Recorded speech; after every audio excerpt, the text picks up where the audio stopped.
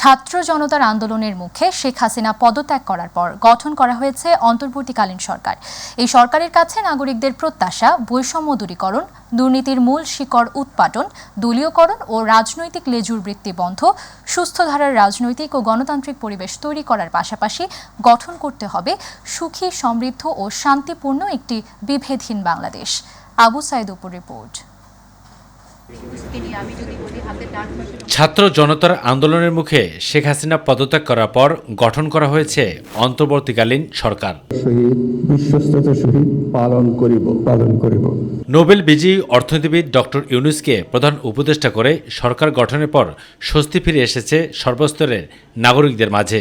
তারা বলছেন, এমন রাষ্ট্র গঠন করতে চান যেখানে থাকবে না কোনো বৈষম্য, দুর্নীতি, বিভেদ ও সংঘাত।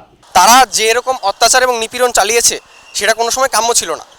আমরা শান্তিপূর্ণ মীমাংসা চেয়েছিলাম। আমি ছাত্র হিসেবে যাব, কোনো রাজনৈতিক প্রভাব যেন খাটানো না হয়। ঘুষমুক্তভাবে থাকুক, মেধা তালিকা অনুযায়ী চাকরি হোক। চারিদিকে যে অরাজকতার সৃষ্টি হয়েছে এটাকে দ্রুত শান্ত করতে হবে, দেশের উন্নয়নের জন্য ভাবতে হবে। দেশটা যাতে ভালোভাবে থাকে, জনগণ যাতে ভালোভাবে থাকে, সেই প্রত্যাশা আমরা সরকারের কাছে চাচ্ছি। দেশটাকে সুন্দরভাবে এগিয়ে নিয়ে যাক, সুন্দর শান্তিতে থাকি, মানুষজন শান্তিতে বসবাস করতে, এটাই চাই। জনগণের প্রত্যাশা বিভেদহীন বাংলাদেশ গড়ার পাশাপাশি নিয়ন্ত্রণ করতে হবে দ্রব্যমূল্যের ঊর্ধ্বগতিও। দ্রব্যমূল্য ঊর্ধ্বগতিতে যেটা হচ্ছে সেটা যাতে আনা হয়, সেটা আমরা সরকারের কাছ থেকে চাই। আমরা জনগণের সরকার চাই। দ্রব্যমূল্যের যে ঊর্ধ্বগতি, এই ঊর্ধ্বগতিটা যাতে আপনার জনগণের নাগালের ভিতরে থাকে।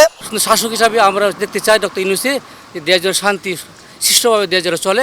পুরো যে অন্তর্বর্তীকালীন সরকারটা গঠিত হলো, ওনাদের কাছে আমার প্রত্যাশা হলো দেশের সব বিষয়ে স্থিতিশীলতা।